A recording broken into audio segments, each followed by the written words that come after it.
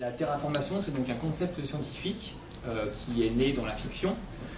L'objet, en fait, c'est la transformation de l'environnement d'un corps céleste, notamment une planète, afin de le rendre habitable et viable aux êtres humains. Tout ça commençant donc par la création d'une atmosphère propice justement à la vie humaine et notamment à la respiration. Donc pour parler de ce concept, qui est né dans la fiction et qui tend aujourd'hui à être réutilisé par la science, étant donné que, notamment depuis qu'on parle de la conquête de Mars, il y a beaucoup de scientifiques qui commencent d'eux-mêmes en fait, à aborder cette thématique de la terraformation, alors que jusque-là c'était justement c'était vraiment de la fiction et du domaine du non réel. Est-ce que cette thématique, du coup, à partir de maintenant, qui est notre recueil de nouvelles, justement, dont le tout dernier, l'Opéra de Chaya, est sorti il y a quelques mois aux éditions ActuSF. Et donc à ma droite, Dominique Douet, auteur de SF également, auteur d'une cinquantaine de nouvelles, dont la première, Les Ides de Mars, est sortie en 1973 dans Fiction, en fait, qui est une revue qui existe encore aujourd'hui. Et dont la dernière nouvelle, Course du marque-page à travers les lignes du livre, est sortie en 2014 dans la revue Galaxy. À côté de ça, 14 recueils et romans, sachant que le dernier en date, Les Temps changent, est sorti chez les Moutons électriques dans la collection Helios il y a quelques mois, semaines en fait. Donc la première question que j'ai envie de poser à nos auteurs, en fait, en tant qu'auteur de l'imaginaire, que vous l'ayez ou pas mis en scène, la terraformation, pour vous, est-ce toujours donner l'image d'une humanité qui se prend pour Dieu, quelque part, en voulant créer la vie? Est-ce qu'il n'y a pas aussi cette chose-là qu'on pourrait ressortir du concept de terraformation? Oui, bon, ça je crois que c'est un des thèmes, qu'il s'agisse de la terraformation ou d'autres thèmes de la science-fiction. En fait, comment dire, la démiurgie, entre guillemets, je pense, est présente dans pratiquement toutes les œuvres de science-fiction, enfin, au moins dans un bon nombre d'œuvres de science-fiction. Alors, pour ce qui concerne particulièrement la terraformation, je pense que c'est un thème qui est présent notamment dans le space opéra, mais pas comme thème principal, disons comme base du roman. C'est-à-dire qu'on part du principe que l'homme peut vivre sur d'autres planètes, sur des exoplanètes, parce que il y a quelque chose qui a été fait pour rendre ces planètes habitables.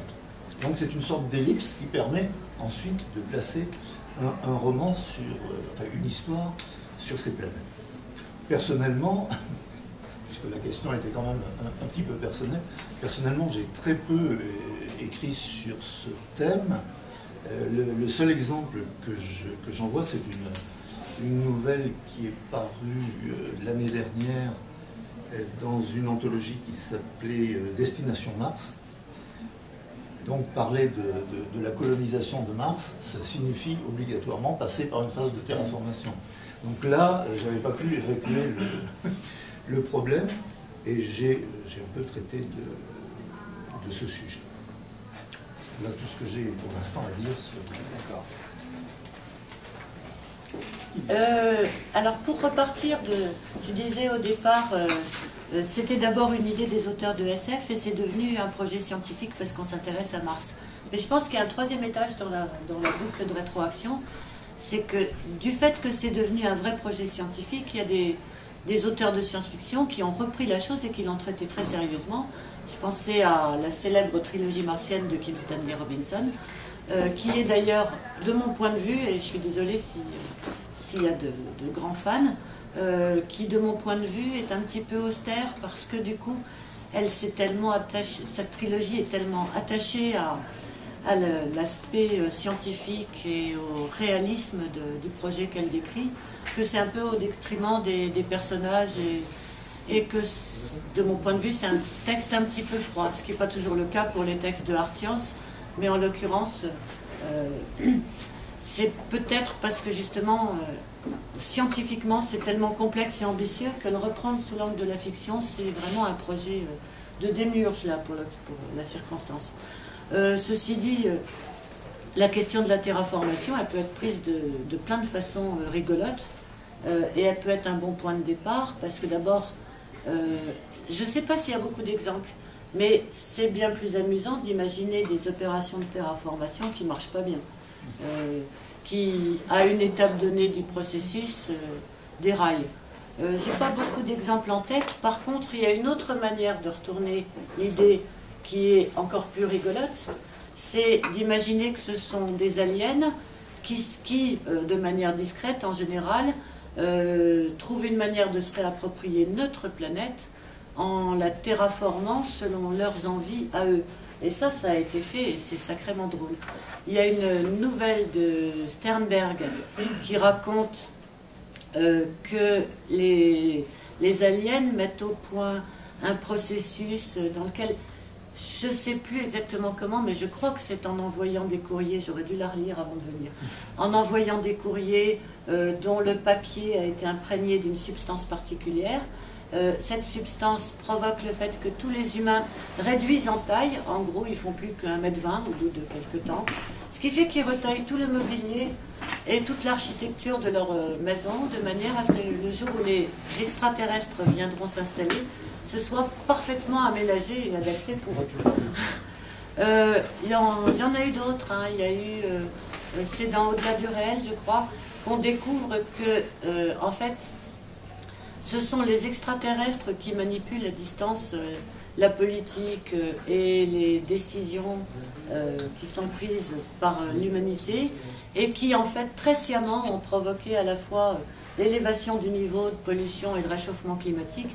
Nous, on considère ça comme de la pollution, mais l'élévation du taux de carbone et tout un tas de substances dans l'atmosphère, c'est exactement ce dont ils avaient besoin pour trouver l'atmosphère idéale.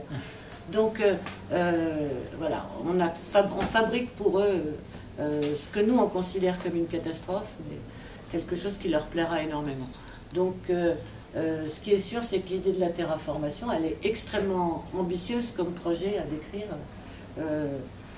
mais elle recèle des tas de possibilités du point de vue de l'écriture, et il y en a sûrement encore pas mal à inventer. Ce que vous disiez d'ailleurs tous les deux et que je voudrais relever, en fait, c'est cette idée justement que c'est davantage un moyen, en fait, ou un point de départ, notamment à l'intrigue, souvent, plutôt qu'un fil conducteur ou quelque chose qui va nous suivre sur la totalité du récit. Ce que tu disais, Dominique, c'est très souvent en fait une espèce une étape indispensable à la réalisation de l'histoire, parce que du coup, on va pouvoir donc ajouter des humains au milieu sur la planète et mettre en branle une histoire quelque part. Sans ça, on ne peut pas, mais que c'est pas forcément le point sur lequel on va se bloquer en fait sur la totalité de l'intrigue. Finalement, c'est souvent même ellipsé quelque part.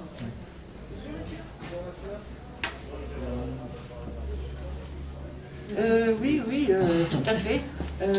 C'est ce que je disais, si vraiment on s'attache à toutes les étapes de la terraformation, d'ailleurs, je ne me souviens pas assez de Kim Stanley Robinson pour savoir s'il a pensé à tout, mais moi, il y a des choses qui m'inquiètent dans l'idée même de terraformation, c'est que, admettons à la rigueur qu'on puisse créer une atmosphère, surtout si on a un petit coup de main extraterrestre, comme dans comment il s'appelle déjà,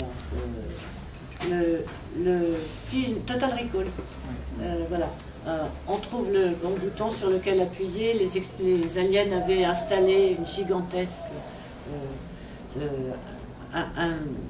une infrastructure extraordinaire qui est capable de générer, surtout dans le film, c'est frappant, qui est capable de générer une atmosphère en quelques secondes.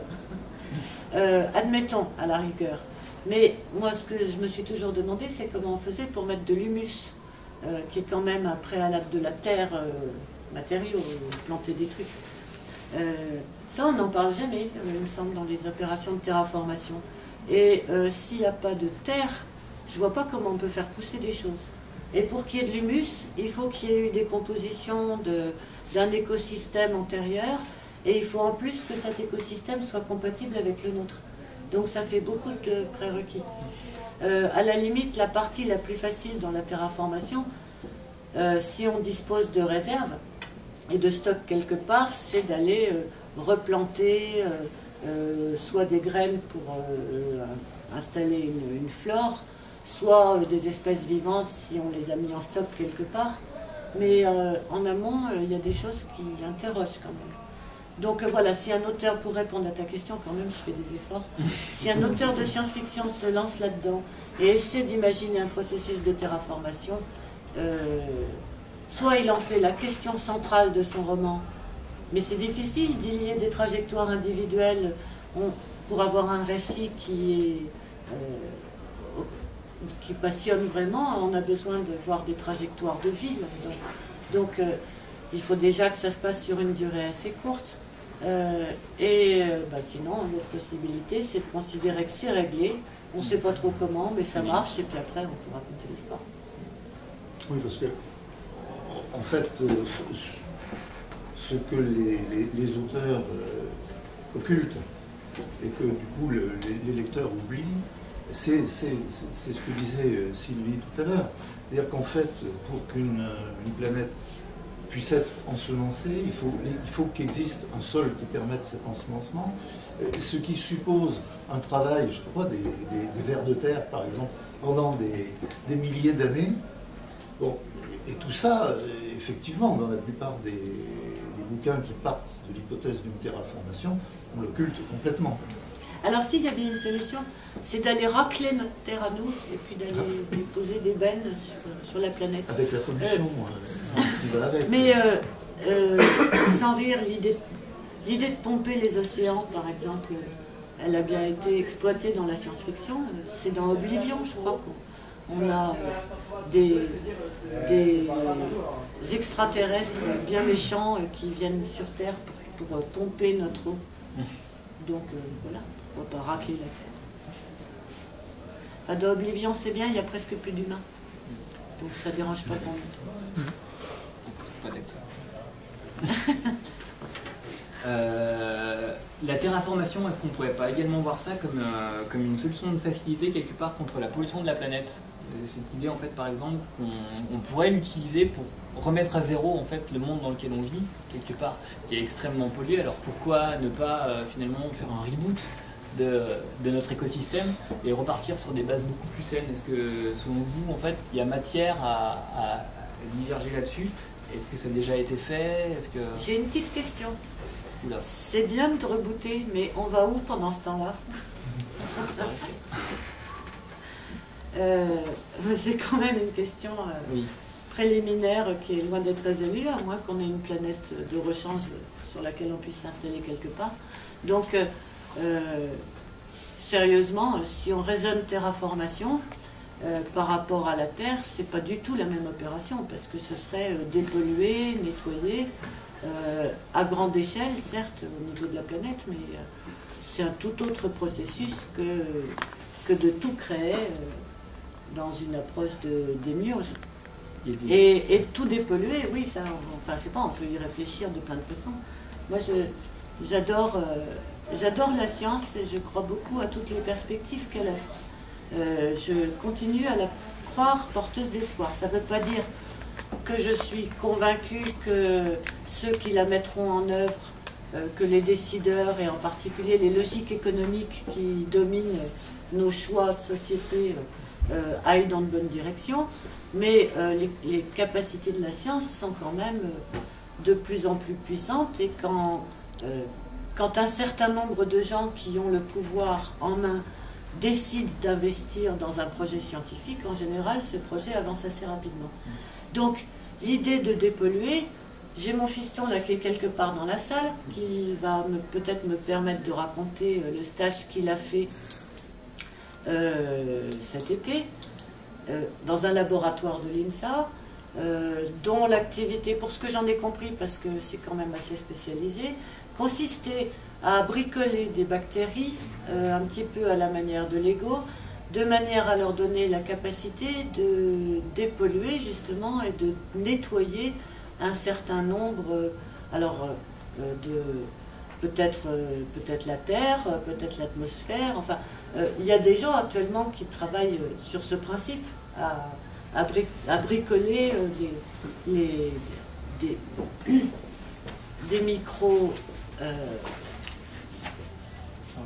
micro-organismes. Merci, je ne trouvais plus organisme. Et ça, c'est une piste qui peut être extrêmement intéressante. Donc oui, nettoyer, pourquoi pas. Par contre, les espèces disparues, si on n'a pas conservé leur ADN, et s'il n'est pas dans des micro-morceaux de quartz, comme l'a dit Spielberg dans Jurassic Park, je fais beaucoup de références cinéma, là, c'est un peu d'accord. Mais sinon, on va avoir du mal à les réinventer, hein, celles qui auront disparu. Donc il faudrait mieux les stocker assez rapidement. Sur le sujet, non, c'est Pas mieux. Pas mieux. Je parlais de cette problématique justement de qu'est-ce qu'on fait de l'être humain lors de la dépollution. Et il me semble qu'il y a aussi beaucoup de récits et de films justement où on les met en orbite. Parle fort. Il y a beaucoup de récits et de films où on les met Vous nous entendez bien ou pas trop? Ça va? Où on les met en orbite en fait autour de la Terre en attendant que les décennies ou les siècles passent et que la planète finalement reprenne un rythme plus sain, on va dire. Ben là, on entre dans le domaine des arches stellaires, ce qui est un thème SF en soi, parce qu'il faut aussi qu'ils aient la capacité d'y vivre pendant au moins des décennies, sinon des générations. Donc, c'est déjà un projet très ambitieux, capable de construire des... C'est Laurent Genefort qui pourrait nous en inventer éventuellement. Pour parler en fait d'une autre manière en fait d'envisager une espèce de lien de l'homme à un écosystème différent, il y a cette question justement de l'évolution de l'homme aussi par rapport au système dans lequel il évolue, en fait, plutôt que de faire évoluer finalement le système en lui-même. On a l'impression en fait depuis des dizaines d'années maintenant que les super-héros, en fait issus d'une mutation notamment, je pense à Spider-Man, Hulk, redeviennent des héros très populaires. Est-ce que cela, quelque part, ne traduit pas aussi une inquiétude de l'homme de s'adapter à des changements environnementaux qui sont brutaux? Parce que finalement, la solution, ça pourrait être que magiquement, en fait, on soit en mesure de s'adapter à ceci ou à cela de manière quasi innée, quoi.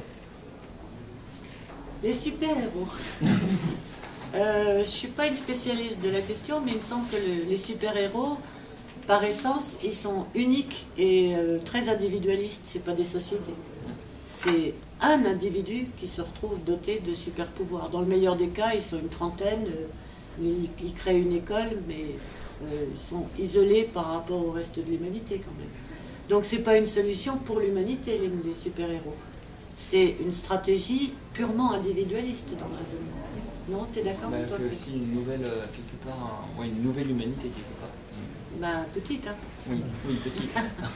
Oui, non, je pense que le super-héros est là pour sauver l'humanité, et c'est pas lui qui crée une nouvelle humanité.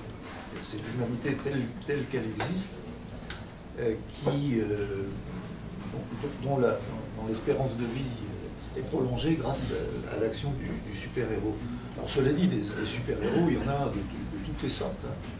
Je pense qu'effectivement, le prototype, c'est le super-héros à l'américaine, mais bon, je me souviens d'une époque, ça doit être les années 70 ou 80, où il y avait un super-héros à la française, c'était Super Dupont, dans Fluide Glacial, qui faisait ce qu'il pouvait pour sauver la France. La France considérée comme le berceau de l'humanité. Et puis, alors là, malheureusement, je n'ai pas du tout de titre en tête, mais je me souviens avoir lu une bande dessinée dont le héros était un super-homme, mais né à partir des ordures. C'est-à-dire que là, on prenait à contre-pied le mythe du super-héros pour en faire quelque chose issu de nos poubelles et qui, alors là je ne me souviens plus s'il avait pour but de sauver l'humanité ou au contraire de faire en sorte qu'elle finisse dans les poubelles.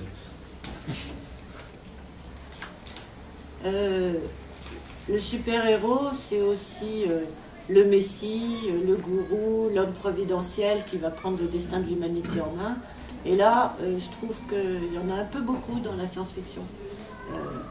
Et que du coup, ça donne... Moi, d'un point de vue politique, ça me gêne un petit peu comme principe de considérer que certains parmi nous seront, par leur nature de droit divin, des gourous, et qu'il faut leur confier les rênes. C'est pire que monarchique encore comme point de vue. C'est peut-être la seule chose qui m'a gênée dans Dune, par exemple. Le principe d'avoir un messie et tout le monde lui fait une confiance aveugle. C'est totalement antidémocratique comme principe. Et je trouve que d'un point de vue sociopolitique, résoudre les problèmes sous cet angle, c'est un peu une solution de facilité. Ça me gêne de ce point de vue-là. Oui, enfin, ça me paraît tout à fait vrai. Mais là, je pense que c'est une fatalité à laquelle la science-fiction notamment, mais aussi d'autres genres liés à l'imaginaire, se heurtent parce que il est difficile de rendre passionnant un récit où le héros est un homme qui n'est pas, comment dire, qui n'est pas en première ligne et avec tout de même une compréhension des événements qui n'est pas celle du citoyen de base. Prenez enfin, je ne voudrais pas faire de statistiques, mais je pense qu'il y a bien 9 livres de science-fiction sur 10 dont le héros, en fait, est l'homme providentiel, celui par lequel une situation va être dénouée ou au mieux l'humanité va être sauvée. Et ça, c'est difficile, c'est vraiment un problème difficile pour un auteur de dépasser ce que j'appelle une fatalité pour arriver à mettre en scène la personne de base. Et c'est peut-être en fait ce qui a... c'est d'avoir mis en scène des personnages qui sont des personnages normaux et qui se trouvent confrontés à des situations, elles, complètement anormales, avec leurs pauvres moyens, avec leurs doutes, avec leurs faiblesses. Et je pense que depuis Philippe Cadic, je pense que là, effectivement, il y a une voie dans laquelle on peut s'engouffrer. Mais il n'en reste pas moins que... Alors, tout à l'heure, je disais 9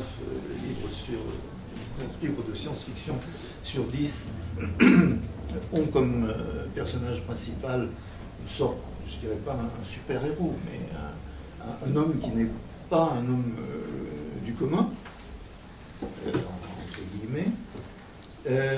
En réalité, je pense que la fatalité n'est pas celle-là. Je pense que si cette statistique, qui n'en est pas une, est vraie, c'est parce que c'est le lectorat qui a envie de ce genre de personnage. Et pour qu'un livre soit édité, il faut que l'éditeur ait quand même des chances de pouvoir vendre le livre. Donc, je ne voudrais pas tomber dans une vision mercantiliste des choses. Enfin, il faut quand même en tenir compte. Oui, enfin, c'est quand même... ce que tu dis est vrai quand on est dans un contexte où on a une thématique qui consiste à essayer de changer le monde. Et tous les romans de science-fiction ne sont pas bâtis sur ce principe-là. En t'écoutant, je pensais à Silverberg, par exemple. Quand on lit, je ne sais pas si vous avez lu Les Menaces urbaines, par exemple, ou tout un tas de romans qu'il a écrits, non pas un héros qui est responsable et porteur du destin de l'humanité, donc Ballard non plus. C'est un peu lié à la thématique dont on parle aujourd'hui, cet enchaînement. Et à contrario, justement, si on va regarder l'autre manière d'envisager finalement l'évolution de l'homme, ce ne serait pas donc des cas en fait, de mutation comme les super-héros, mais plutôt des mutations d'échelle, comme on peut voir justement dans Total Recall, où toute la population en fait, finalement, qui est sur Mars commence à muter. On a l'impression que ce type de récit tend à se faire beaucoup plus rare aujourd'hui. Est-ce qu'il y a une explication logique justement ou est-ce que je me trompe lourdement? Non mais voilà, moi je me rappelle plus que la population commençait à muter dans Total Recall. Mais si, il y a le mutant avec ses... Oui mais c'est un cas isolé. Ils sont plusieurs en fait, des femmes qui développent des poitrines à 3 seins. Oui, mais bon, d'abord, c'est pas forcément des mutations d'adaptation à la planète. On peut les comprendre aussi comme des mutations négatives, comme les mutations spontanées le sont dans l'écrasante majorité des cas. Les cas de mutation augmentent quand l'environnement se dégrade, quand le taux de radiation augmente, quand la pollution augmente. Et dans 99% des cas, c'est des mutations dont les effets sont nuisibles.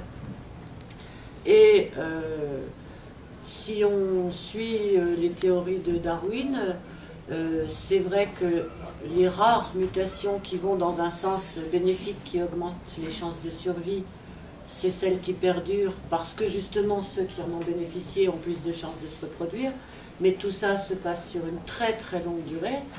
Et d'autre part, il faut aussi qu'il y ait le même type de mutation simultanément chez tout un tas d'individus. Or, dans Total Recall, toutes les femmes ne se mettent pas progressivement à avoir un troisième sein, et puis il n'y a aucun élément qui permet de comprendre que ce sera un avantage sur Mars d'avoir 3 seins. Donc, on n'est pas tout à fait dans un phénomène d'adaptation d'un individu à des conditions qui changent. Ça devient plus un argument de vente quelque part dans Total Recall. Ah, je sais pas si on achète Total Recall. Je sais pas si on va voir Total Recall à cause du troisième sein. En fait. Oui, donc il faut vraiment des grands écrans. Non, il y aurait effectivement, on pourrait penser dans le cadre de cette histoire qu'il y a là une mutation qui peut se pérenniser si. Là, je vais être carrément vulgaire, mais si les personnages masculins se mettaient à avoir 3 mains. Bon, ce qui n'est pas le cas. Non, je ne vois pas non plus d'exemple de mutation durable. Non, parce qu'il peut y avoir des mutations dues effectivement à ce que Sylvie disait, radiation, etc. Mais si ces mutations sont pérennes pour ceux qui les subissent, mais ne se transmettent pas de génération en génération. Donc il n'y a pas mutation de l'espèce. Il peut y avoir mutation ponctuelle d'individus. Non, j'ai pas de... les chimères les plus célèbres, enfin parmi les chimères les plus célèbres de la littérature, il y a les créatures du docteur Moreau. Et là, on n'a aucun doute sur l'absence de pérennité justement de ces mutations provoquées par ce savant fou. Qui sont plutôt des hybridations que des mutations d'ailleurs. Enfin... Oui, c'est vrai. Comme la créature de Frankenstein, en fait, il y a une création qui n'aura pas forcément une descendance. Elle l'aura aussi en littérature, mais c'est pas une descendance filiale à proprement parler.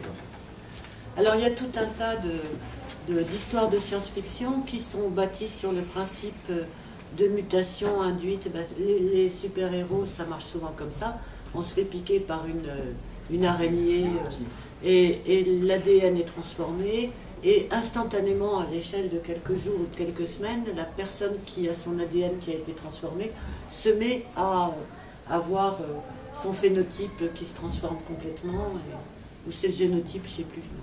Enfin bon, ces caractères physiologiques, disons, qui se transforment immédiatement, je ne suis pas sûre qu'un scientifique trouverait ça extrêmement plausible.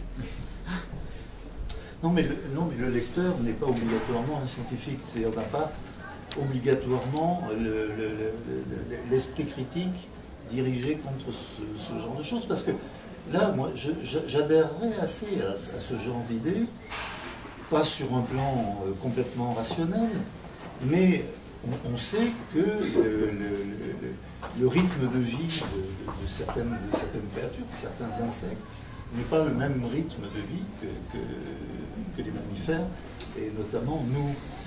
Donc, de là à imaginer qu'un individu piqué par l'un de ces insectes aurait tout d'un coup un métabolisme qui s'accélérerait et des mutations qui iraient beaucoup plus vite que ce qu'on peut connaître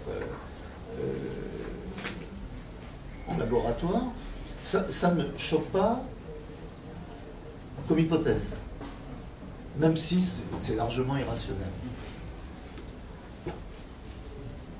Et justement, pour aborder, tu l'as abordé en filigrane tout à l'heure, en fait, sans prononcer le mot, pour aborder la problématique d'une évolution supervisée par l'homme, en fait. L'idée justement que l'homme contrôle lui-même sa propre évolution en faisant des choix au niveau des caractéristiques des individus.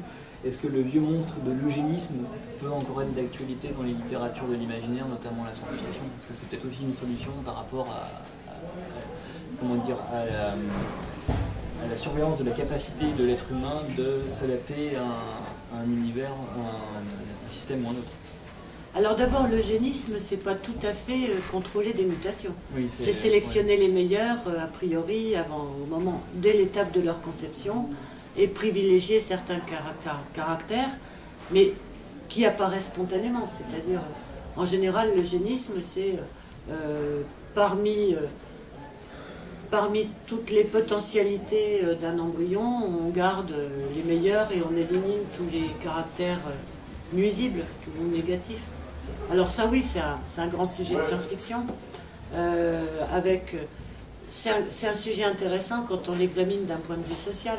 Ça donne Bienvenue à Gattaca, par exemple, qui est vraiment un film magnifique. Mais les mutations contrôlées et pilotées, ça peut être extrêmement intéressant. Moi, j'adore cette idée et j'ai bien envie de les décrire en m'en servant un jour. Je pense qu'en fait, notre planète est en train de changer. On a tendance à considérer que ces changements sont catastrophiques. Mais c'est simplement parce qu'ils conduisent la Terre dans un nouvel état auquel notre physiologie actuelle n'est pas très bien adaptée. Moi, je trouve qu'il est beaucoup plus logique d'essayer de nous adapter, nous, au nouvel environnement qui est en train de se mettre en place, où il y aura une élévation moyenne de la température qui fera que les zones habitables ne seront pas tout à fait les mêmes, où la constitution de l'atmosphère et d'un certain nombre de substances de notre environnement que nous considérons comme actuellement toxiques, peut-être qu'en nous transformant un petit peu, nous vivrions très bien dans ces environnements. Donc oui, il y a un beau sujet à creuser là. On ne l'a pas encore beaucoup fait, mais je crois que la science-fiction traite du même genre de questions en traitant d'hybridation avec la machine, de tout ce qui est cyber. On a beaucoup travaillé sur toute la manière dont on peut collaborer avec des intelligences artificielles, se faire greffer des membres... je manque de mots aujourd'hui. Bionique, par exemple, voilà. Et c'est exactement la même idée à la base. C'est pas notre ADN qui change, mais c'est quand même notre rapport au monde qui change. Le transhumanisme, d'ailleurs, il se préoccupe de tout ça à la fois, et il part plutôt sur la piste technique, bionique, parce qu'elle est plus proche de nous d'un point de vue scientifique. Elle est déjà presque dans les laboratoires de recherche, puis on commence déjà à être équipé. Moi j'ai des lentilles de contact, c'est pas encore un truc hyper sophistiqué, mais on est nombreux à avoir un pacemaker, une prothèse de la hanche ou je ne sais quoi d'autre. On est déjà un peu bionique, donc c'est facile d'imaginer qu'on va plus loin. Et du point de vue de l'auteur, c'est un point de départ. Imaginons qu'on puisse se transformer et s'améliorer. Ben là, une fois qu'on a ce point de départ, quelle que soit la manière, le processus par lequel on est passé pour se donner cette liberté-là, on écrit ce qu'on veut. Oui, là je prendrais un exemple facile. Hein. C'est un film qui a beaucoup été vu, auquel on peut reprocher pas mal de choses, mais qui a aussi pas mal de qualités, c'est Avatar. Pour coloniser cette planète, en fait, ce qu'on trouve comme moyen, c'est de projeter l'esprit, la conscience des individus dans un corps qui est fait pour pouvoir résister, enfin plutôt pour pouvoir correspondre à l'état de cette planète. Alors il y a deux sortes de personnages d'ailleurs dans cette histoire, parce qu'il y a donc les personnages qui sont faits à l'image des autochtones pour survivre aux conditions de la planète, et puis il y a ce militaire fou, comme il y en a beaucoup en science-fiction, qui lui utilise une machine. Donc on revient à l'hypothèse que tu formulais.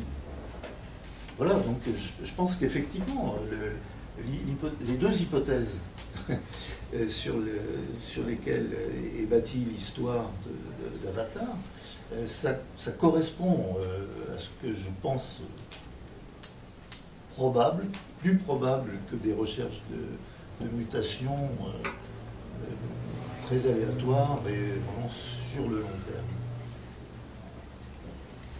Justement, on a commencé d'aborder le sujet, c'est toute cette problématique justement de l'évolution par la technologie, donc qui s'est popularisée dès les années 70-80. Est-ce que des thèmes justement comme les biotechnologies, les nanotechnologies, et donc certains mouvements comme le cyberpunk qui est né à cette époque-là, sont encore en mesure de vous faire rêver et de vous inspirer, vous auteurs en fait? Est-ce qu'il y a des choses, des idées, des... Alors moi c'est une idée que j'adore et j'ai beaucoup joué avec, parce que justement les nanotechnologies c'est des potentialités pratiquement infinies. Donc c'est l'équivalent de la magie rationalisée.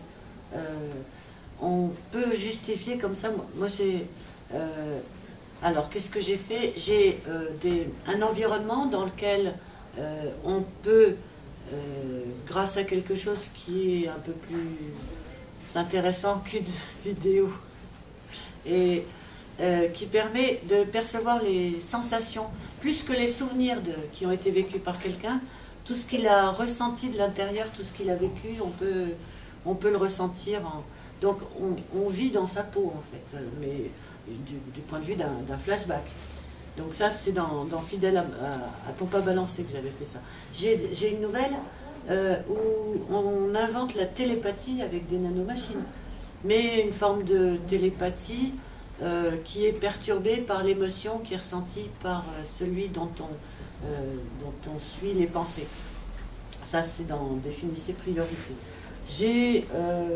J'avais écrit il y a longtemps une histoire, mais elle est en train de se faire dépasser par la réalité scientifique, une histoire où finalement les nanomachines équipaient le nerf optique de gens qui avaient perdu la vue et permettaient de reconstruire une vision un petit peu différente de celle qu'on a avec nos sens naturels. Puis c'était juste le point de départ. Ça. Ce qui était intéressant, c'était ce qui se passait après, parce que dans la vision reconstruite et calculée, finalement, on avait une simulation, un effet pour le cerveau qui lui donnait l'impression qu'il pouvait aller toucher ce qu'il percevait visuellement avec cet environnement-là. Et dans mon histoire, je m'étais beaucoup amusée à avoir un personnage qui allait toucher dans le cerveau de la personne qui était en face de lui la représentation mentale que l'autre se faisait de lui-même. Il jouait avec, il tripotait, ça s'écroulait. Et quand il a interrompu l'expérience, la personne qui était en face de lui ne pouvait plus le voir. Donc, jusqu'où on touche à la réalité, quand on transforme la perception qu'on en a, bon, ça c'est des idées. On peut jouer avec tout. J'ai joué aussi à fabriquer des créatures génétiquement modifiées. Hein. Mes dauphins génétiquement modifiés dans les yeux d'Elsa sont devenus des nouveaux partenaires pour l'homme, travaillent avec lui, sont des formes d'intelligence avec lesquelles on peut dialoguer et plus si affinité. Donc, oui, c'est un point de départ génial. Oui, moi je pense aussi comme Sylvie. Alors moi, j'ai beaucoup moins travaillé sur ce thème parce que je n'ai pas les connaissances scientifiques qui m'ouvrent à ce genre de choses. Mais ça me paraît effectivement être un des domaines intéressants et pas dépassé du tout de la science-fiction. Alors, tu as aussi parlé du cyberpunk. Moi, je ne relie pas du tout le courant cyberpunk aux nanotechnologies.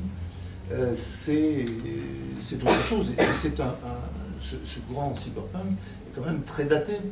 C'est-à-dire qu'il est apparu dans les années 70-80, 80 surtout, à un moment où il y avait une démocratisation de l'informatique, enfin, de tout ce qui était lié à la cybernétique. Et il y a eu une exploration, par le biais de la science-fiction, des domaines possibles que pouvaient ouvrir ces nouvelles techniques. 30 ans après, là, il en reste plus grand-chose. Et effectivement, tu avais raison de te poser la question de savoir si le cyberpunk était toujours d'actualité. Je pense que non. Ça a un intérêt historique parce que les bonnes questions ont été posées par ces romans il y a 30 ans, mais maintenant, c'est les mêmes questions, on se les pose au quotidien. Ou pour les plus pointues d'entre elles, on se les pose dans des laboratoires. Mais je vois mal comment on pourrait actuellement écrire des romans qui relèveraient du cyberpunk. Ça me paraît ça dépend de ce qu'on appelle le cyberpunk. Je ne suis pas sûre qu'on soit tous d'accord sur ce que ça englobe. Si c'est se projeter dans des univers virtuels, c'est un thème qui est loin d'être épuisé. Mais je ne sais pas si ça en fait partie ou pas. Non. Je ne sais pas. Bon. Après, ce que vous relevez aussi tous les deux et qui est amusant, c'est que quelque part, on arrive au même point avec ce type d'évolution-là, l'évolution de l'homme via la machine, à ce que je disais tout à l'heure par rapport à la terraformation, à savoir que c'était initialement du registre de la fiction et c'est devenu du registre scientifique. Et là, c'est un peu la même chose, parce que ce que tu disais, tout ce qui est prothèse, on peut penser à des athlètes comme Pistorius ou des gens comme ça, en fait, qui vivent en fait l'évolution technologique finalement au quotidien, quelque part.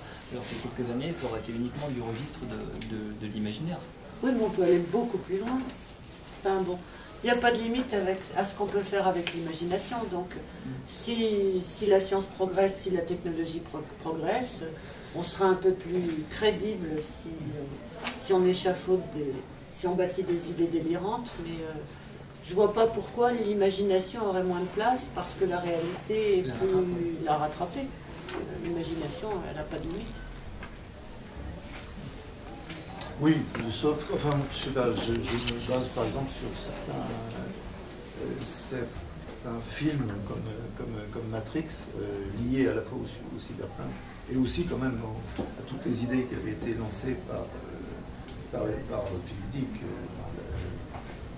dans les années 70. Matrix, c'est qui est intéressante techniquement sur le thème. Maintenant, ça me fait beaucoup trop penser à des jeux électroniques, quoi. L'univers Matrix est un bon univers pour un jeu électronique. Voilà. Moi, je suis sans doute très, très sévère dans ce jugement, mais je pense que c'est vraiment un genre qui a vieilli. Mais dans Matrix, en fait, on pourrait même aller jusqu'à dire que la virtualisation, elle sert aussi à occulter quelque part l'état dans lequel la planète se retrouve réellement, en fait. On en revient aussi à ces problématiques d'écologie et de...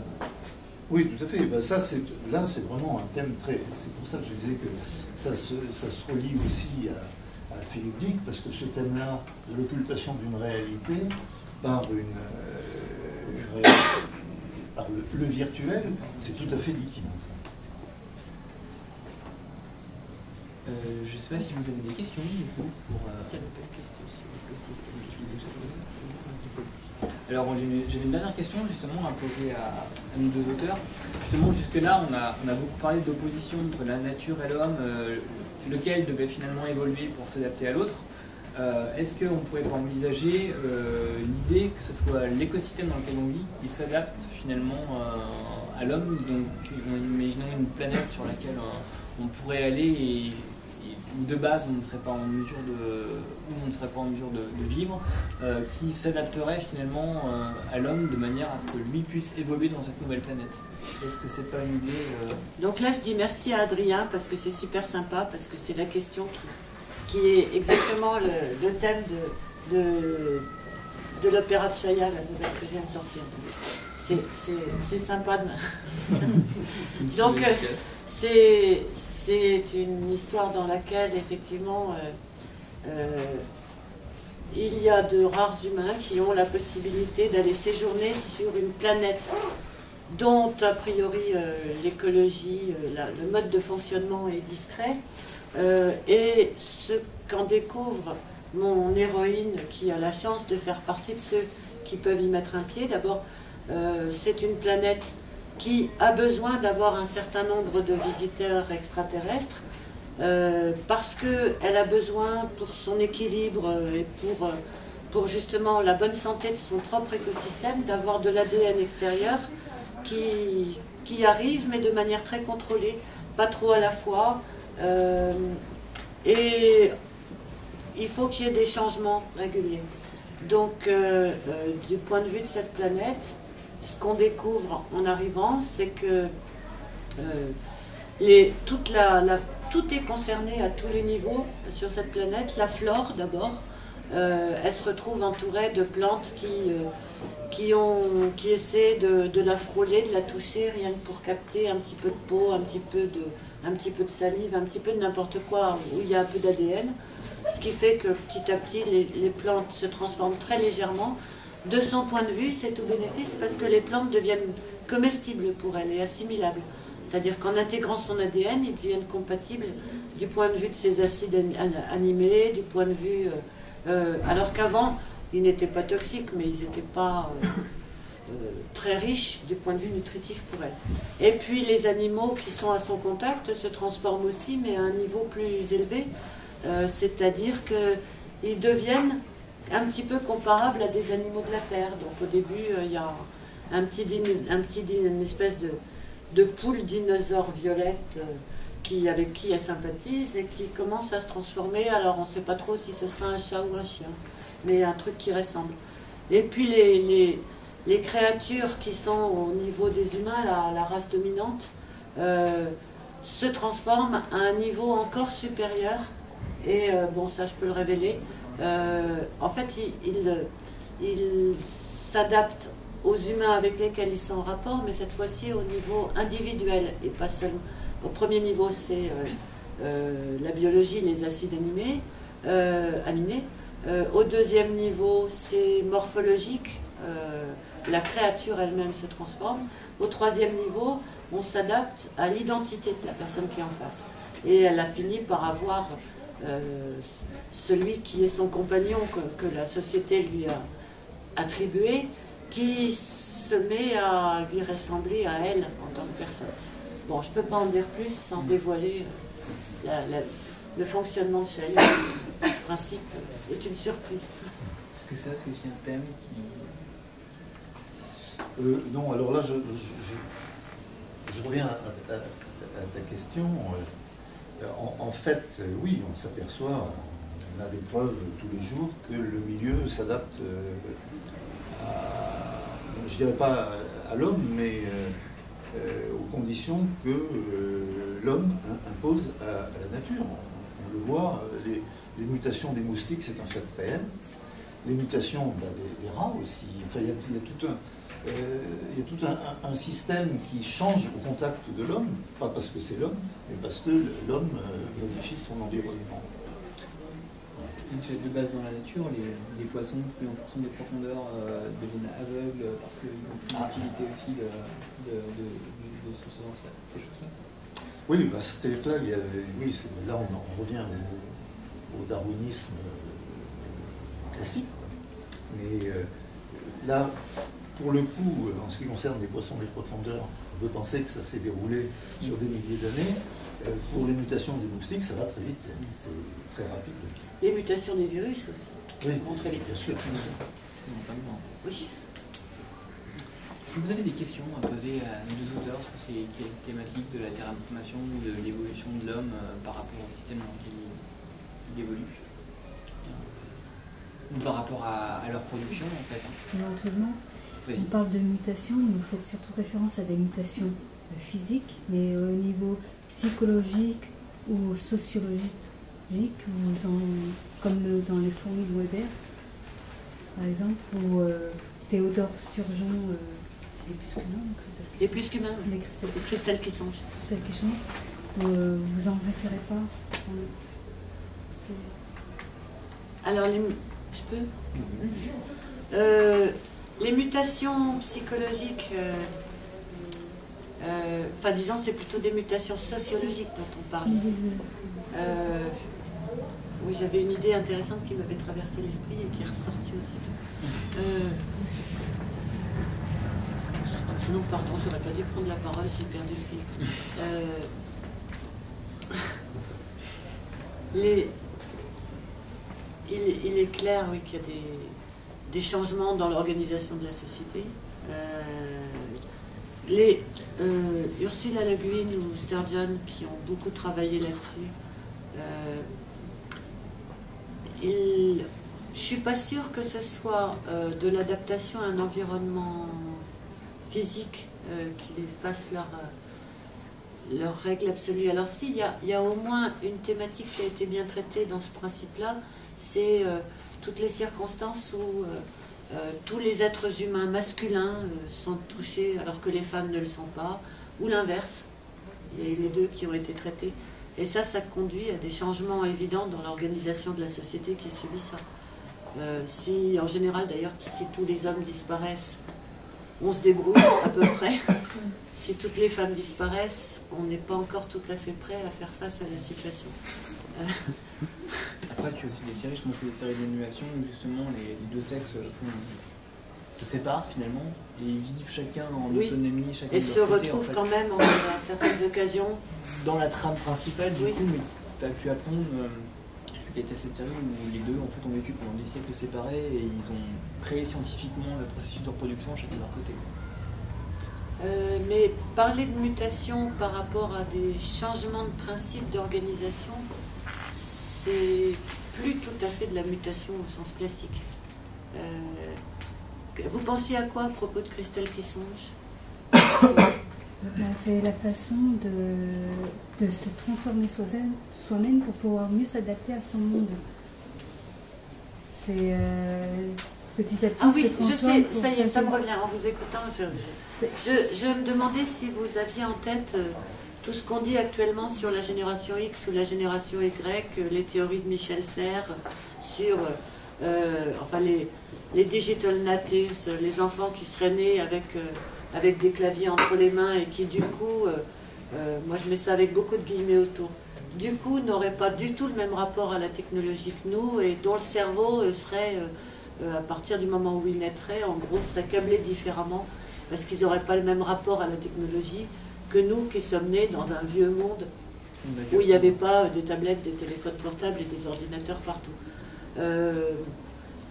D'abord, on n'a aucune confirmation du fait que les changements, il est clair que qu'on a les jeunes, on le pousse plus agile que moi, par exemple, pour se servir d'un téléphone portable. Moi, je fais ça avec l'index, c'est la vieille génération. Les nouveaux, ils font des trucs avec les pouces qui me fascinent complètement. Mais ils le font tous. Hein. Donc, c'est vrai qu'ils n'ont pas développé la même dextérité et le même rapport à la technologie. Maintenant, ça ne veut pas dire que leurs enfants auront des pouces plus longs et plus souples que nous n'en avons eu, nous. Donc, c'est pas forcément transmissible. Et est-ce que c'est des mutations? on est quand même peut-être plus dans de l'acquis que dans de l'inné, c'est-à-dire qu'on n'est pas forcément dans du biologique quand on parle de ce genre de choses. Donc au-delà, je ne sais pas.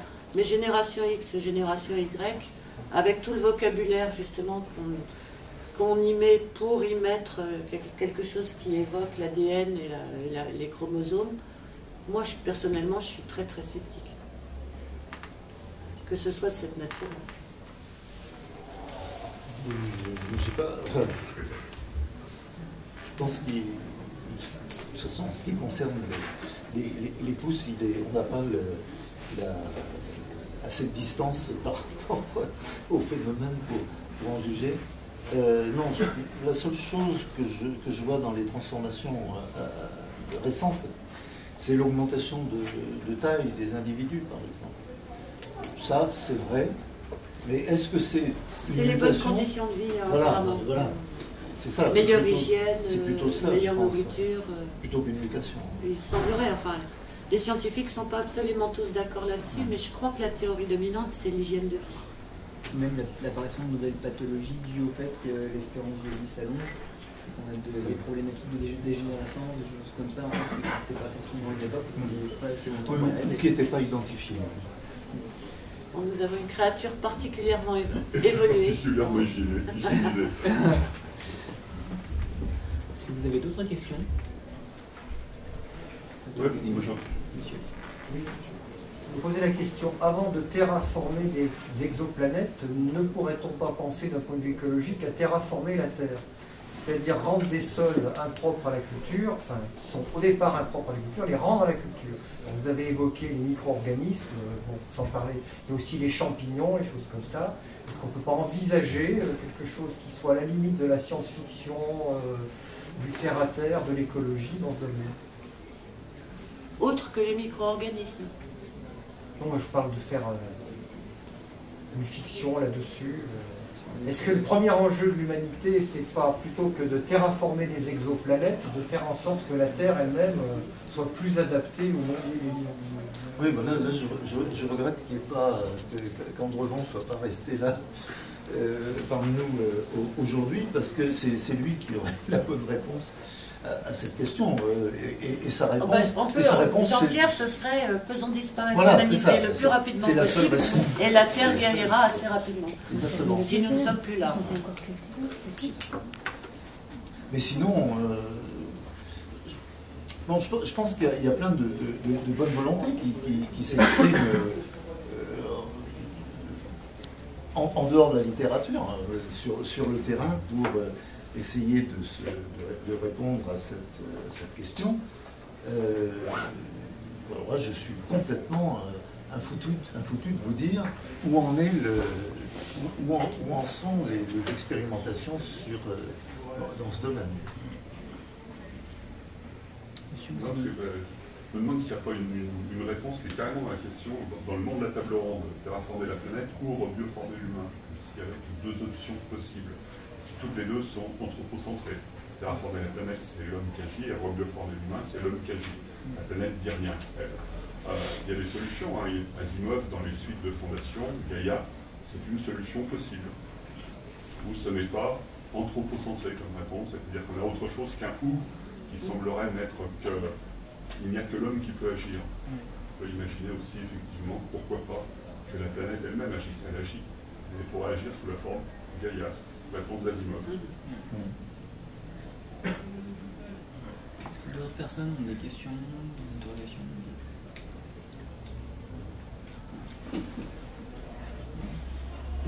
Je pense qu'on va en rester là donc pour ces problématiques de terraformation, de rebioformage, on va ainsi dire. Bioformage. Oui. Fromage. Donc merci à vous d'avoir assisté aussi nombreux à cette table ronde et